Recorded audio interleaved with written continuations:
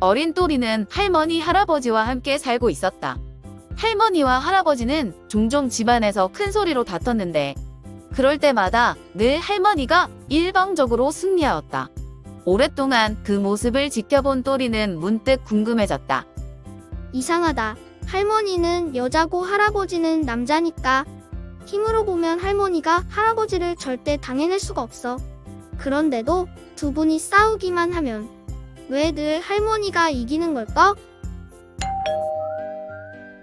또리는 몇 날 며칠 그 해답을 찾기 위해 고민하였다. 하지만 아무리 생각해보아도 마땅한 답이 떠오르지 않았다. 그러던 어느 날 또리는 할아버지와 함께 목욕탕에 갔다. 할아버지랑 같이 탕 속에 들어간 또리. 그런데 할아버지의 다리 사이에서 시커먼 것이 또리의 눈에 들어왔다. 할아버지, 이게 뭐야? 이거 가지란다. 모든 남자는 다리 사이에 가지가 있고 모든 여자는 같은 위치에 조개가 있지. 남자는 가지를, 여자는 조개를? 그렇구나. 그런데 또 다른 궁금증이 생겼다. 또리가 할아버지의 가지를 자세히 보니 매우 힘없고 처량하게 축 늘어져 있는 것이었다. 할아버지, 왜? 그런데 할아버지 가지는 왜 이렇게 축 늘어져 있어? 그러자 할아버지는 그간의 억눌린 감정을 토해내기라도 하듯 신경질적으로 대답했다. 야 이놈아, 너도 커서 밤마다 조개한테 30년 동안 물려봐라. 이렇게 안 되는가? 또리는 할아버지의 말을 듣고 잠시 생각하더니 갑자기 놀란 표정으로 말했다. 그랬구나. 그거였어. 드디어 할머니와 할아버지 싸움의 비밀을 찾았다. 밤이면 밤마다 할머니 조개가 할아버지 가지를 무자비하게 조지고 있었던 거야. 그래서 낮에도 할아버지가 할머니한테 찍소리도 못 냈던 거라고.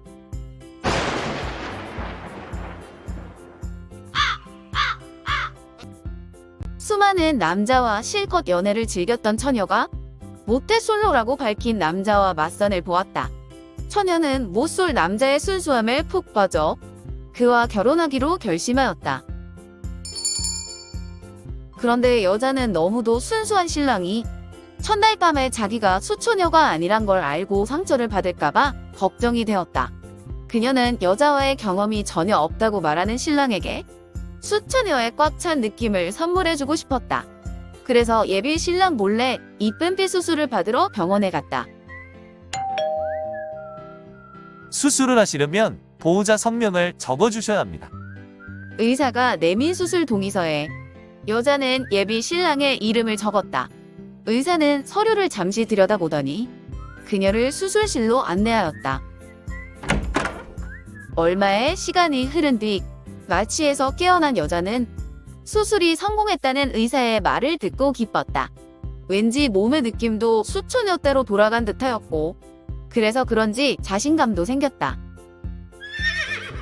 얼마 후 신혼여행을 간 신랑과 신부는 첫날 밤을 치르고 난 후 둘 다 흡족한 표정을 지었다. 신랑은 신부가 결혼 전에 매우 정숙한 처녀였음을 확신했다면서 정말 고맙다고 신부를 아껴주었다. 신부 또한 정말 오랜만에 수초녀 때의 꽉 찬 느낌을 다시 한번 느낄 수 있어서 너무 좋았다. 정말 신기하네. 수술로 수처녀 때의 느낌을 회복하다니.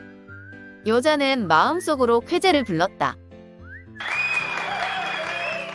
기분이 좋아진 여자는 신혼여행에서 돌아오자마자 감사의 인사를 하기 위해 수술한 의사를 찾아갔다. 선생님, 덕분에 첫날 밤은 잘 치렀어요. 신랑도 만족했고 저 또한 오랜만에 꽉 찬 느낌을 느껴봤지 뭐예요. 그러고 나서 여자는 조심스럽게 물었다. 저기 궁금해서 그러는데요. 그 수술, 선생님만의 어떤 비법이 있으신가요? 그러자 의사가 머뭇거리며 말하였다. 아, 그게 말이죠. 이거 말씀드려야 하나 말아야 하나 고민이 되네요. 네? 왜요? 사실대로 말해주세요. 제 일인데 무슨 일이든 제가 알아야죠.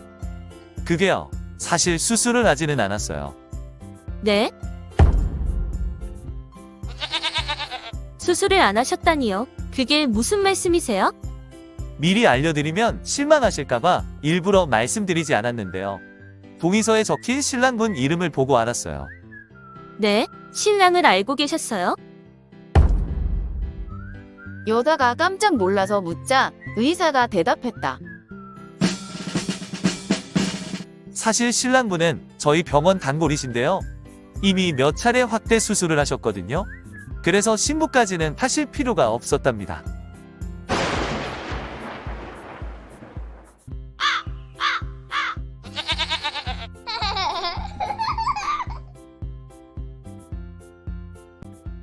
어린 아내와 결혼한 노인이 있었다. 그는 어린 아내의 임신을 바랐다. 그래서 임신이 가능한지 자기의 정자 수를 알아보기 위해 의사에게 갔다. 의사는 그에게 표본컵을 주면서 설명했다. 이걸 집으로 가져가서 남성의 액체를 채우고 내일 다시 가져오세요. 그 다음 날 노인이 돌아왔다. 그런데 노인이 가져온 표본컵은 텅 비어 있었고 게다가 여전히 뚜껑도 닫혀 있었다. 의아한 의사가 노인에게 물었다. 아니, 컵을 채우지 못하셨군요. 무엇이 문제였습니까? 그러자 노인이 대답했다. 글쎄요, 제가 오른손으로 시도했거든요.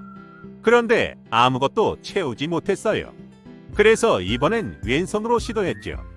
하지만 역시나 아무것도 채우지 못했지 뭡니까? 그래서 아내에게 부탁했었지요. 아내가 그녀의 오른손으로 살살 시도했어요. 하지만 역시 아무것도. 이번엔 그녀의 왼손으로 했지만 이 역시 아무것도. 그녀가 입으로도 했지만 역시 아무것도요.